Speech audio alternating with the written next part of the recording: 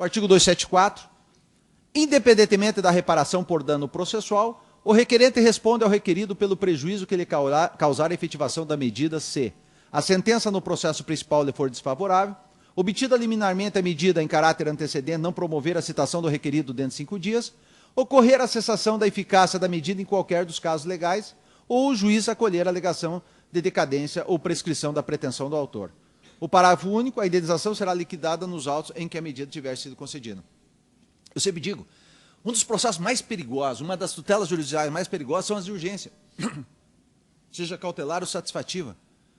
Porque se a parte que requerer inserir-se em qualquer desse dispositivo, que é o artigo 811 do atual Código de Processo Civil, que apresenta praticamente a mesma redação, ela tem que reparar danos pela efetivação da medida. Apreendo um táxi de um profissional que trabalha com esse veículo para pagamento de uma dívida, deixo esse veículo preso, apreendido num arresto, sequestro, seja lá o que for, por algum tempo, e depois, por qualquer medida, essa medida é cassada, a parte tem direito de ir no próprio processo pedir indenização, a responsabilidade é objetiva, não é subjetiva, e aí pode-se pedir também danos morais. Então é extremamente perigoso. Eu acho que o profissional tem que ter muito cuidado em se pedir a tutela de urgência, principalmente muita certeza de que seu direito será realmente reconhecido ao final. E eu vejo aqui uma quebra do sistema já no projeto, porque o projeto diz que será reparado o dano se a sentença no processo principal lhe for favorável. Que processo principal? Salvo na hipótese de revelia, mas não há mais processo principal. Eles repetiram o artigo 811. O que há um pedido de tutela de urgência e um pedido principal, tudo no mesmo processo. Então, na verdade, não seria a sentença, mas sim o pedido lhe for desfavorável, o pedido principal, salvo, evidentemente, na exceção, quando há revelia, que daí o juiz extingue a medida de urgência e ela gera seus efeitos, a ultratividade dos efeitos.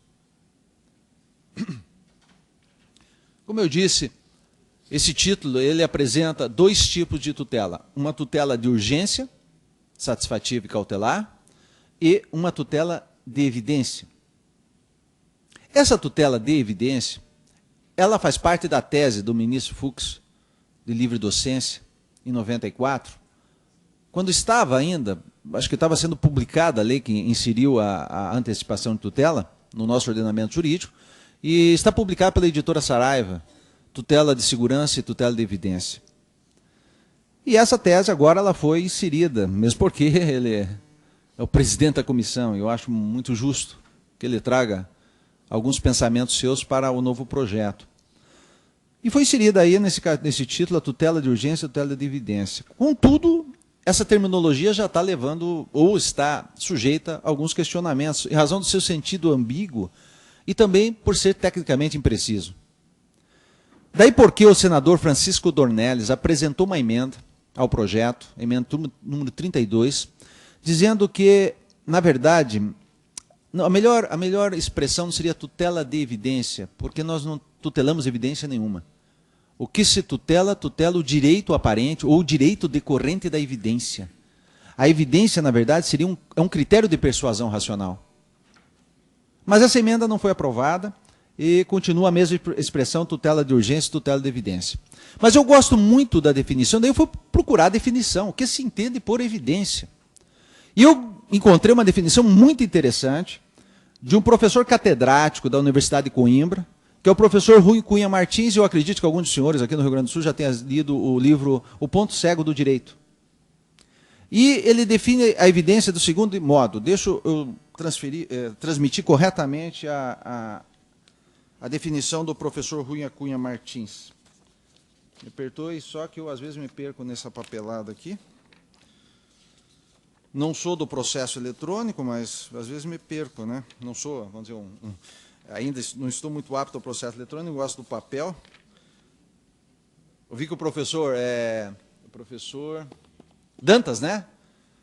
Com aquela coisinha, né? Fica folheando ali, muito, muito bom. Mas eu ainda sou dessa linha da caneta, sou um jurássico, não sei quando que eu vou perder esse.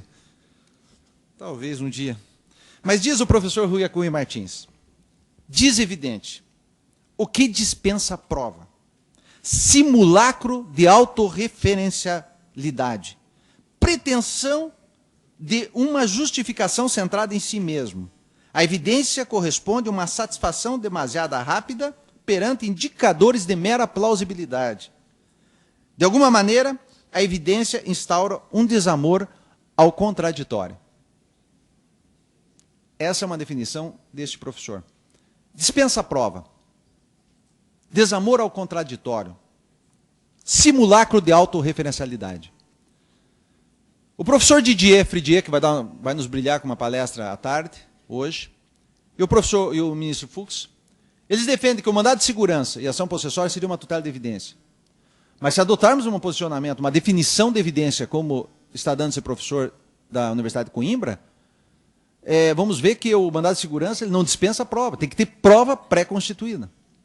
Então seria questionável, ou pelo menos discutível, se nós estamos diante de uma evidência, ou diante de um direito já com prova pré-constituída. E o artigo 278 do projeto fala das hipóteses da tutela de evidência. A tutela de evidência será concedida independentemente da demonstração do risco de dano irreparável, difícil reparação, quando? Notem bem, aqui já há uma importante diferença entre tutela de evidência e tutela de urgência. A tutela de urgência, seja ela satisfativa ou cautelar, depende do periculum in mora. A tutela de evidência independe do periculum in mora. 1. Ficar caracterizado abuso de direito de defesa ou manifesto propósito protelatório do requerido. Independe de prova. Portanto, seria uma tutela de evidência.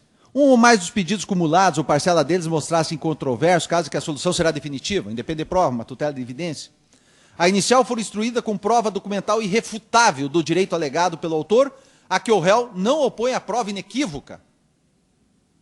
Isso depende de prova. E depende de contraditório. Segundo a definição do professor de Coimbra, não seria uma tutela de evidência.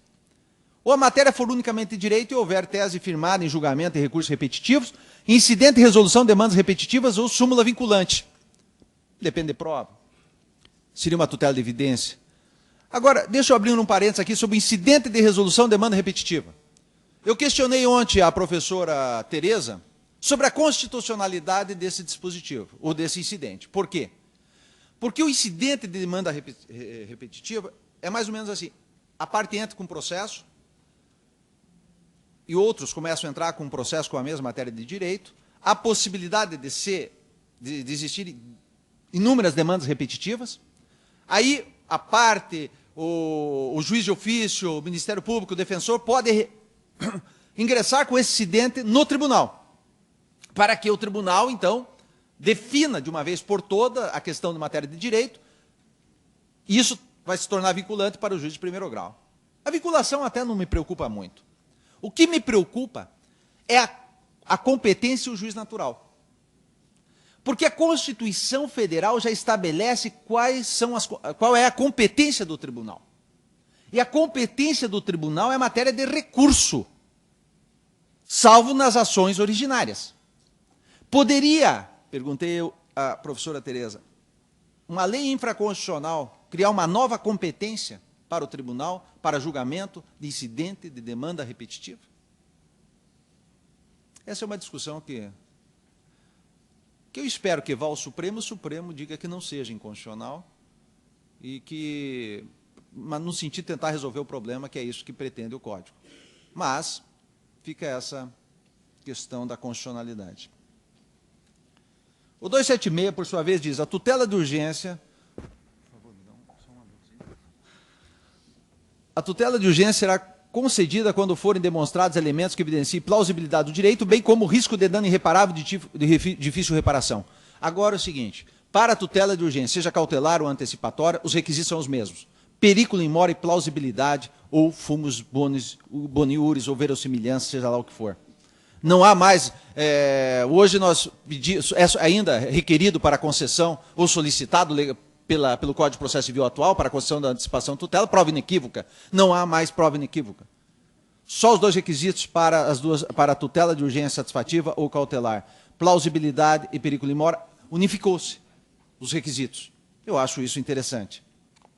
Mesmo porque a tutela de urgência não tem por função declarar o direito ou tornar a certeza, se é possível uma certeza ou uma verdade absoluta.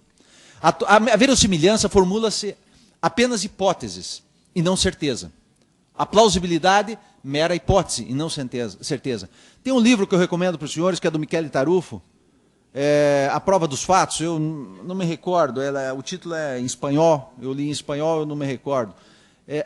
Sobre os fatos. E que ele faz uma distinção entre probabilidade e plausibilidade, dizendo que a probabilidade ela tem uma vinculação epistemológica com a verdade, na realidade, enquanto que a plausibilidade, a verossimilhança, não tem essa vinculação.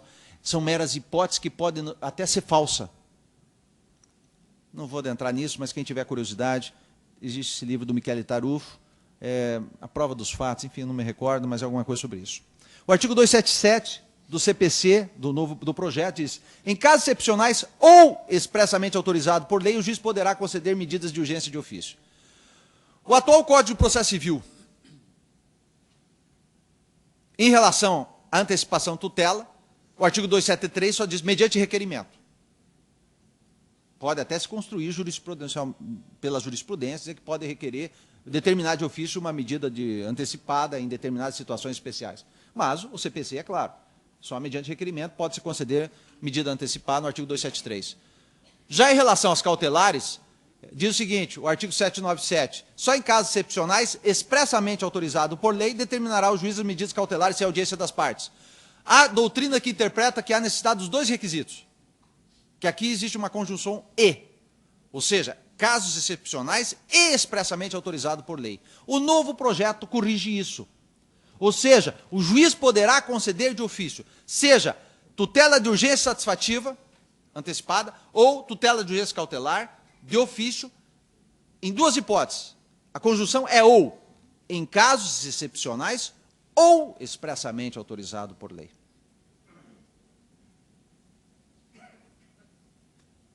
O 279, fala da cautelar antecedente. A petição inicial da medida cautelar requerida em caráter antecedente indicará a lide, seu fundamento e a exposição sumária do direito amassado ou do receio de lesão. Bom, a lide e seu fundamento, evidentemente, que não é da cautelar, da medida cautelar, mas sim a lide e seu fundamento do pedido principal. Veja que eu não falo em processo principal, do pedido principal.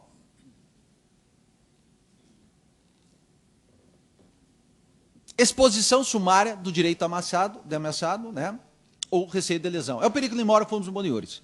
Como todos os senhores sabem, existe uma discussão muito grande na doutrina se o periculum in mora fumus boniuris são condições da ação de um processo cautelar ou estão no mérito do processo cautelar. Existem doutrinadores como Rodolfo Mancuso, pelo menos, num determinado momento da sua vida, vamos dizer assim, dos seus escritos, e de Pestana Aguiar, que vão dizer que o periculum in mora e fumus boniuris são condições da ação do processo cautelar. Um é o fumus boniuris, outro é o periculum in mora. O Galeno Lacerda vai dizer que o interesse de agir seria a condição da ação. O periculum in mora, perdão, seria o interesse de agir uma condição da ação, fumus boniuris, mérito. O Humberto Teodoro, num primeiro momento, ele falava que ao lado das condições gerais, existiam as condições específicas, periculum in mora, o fumus boniuris e o periculum in mora. Mas a doutrina, na sua concepção majoritária, insere o periculum in mora fumus boniuris como causa de pedir, então, só analisar no mérito. E o pedido? Nós temos um pedido imediato, o pedido imediato. O pedido imediato é a segurança que todas as cautelares têm. Esse pedido nunca muda, que é o pedido de segurança, de garantia de eficácia de um processo principal. Toda medida cautelar tem esse pedido imediato. Esse nunca muda. O imediato, sim, se altera de acordo com a necessidade, que pode ser o arresto, o sequestro, a busca, a apreensão, etc. A questão é, agora com dois pedidos no mesmo processo, estamos diante de duas relações jurídicas distintas? Podemos continuar falando em condições de ação, em pressupostos processuais, de um pedido de demanda cautelar, e depois de condições de ação e pressupostos processuais, de um pedido de demanda principal? O artigo 280. O requerido será citado para, no prazo de 5 dias, contestar o pedido e indicar as provas que pretende produzir. Só isto é a mesma regra do atual Código de Processo Civil, aplica o seu princípio da eventualidade, no sentido que ele tem que indicar todas as provas na contestação, inclusive o rol de testemunha, e indicando e nominando as testemunhas.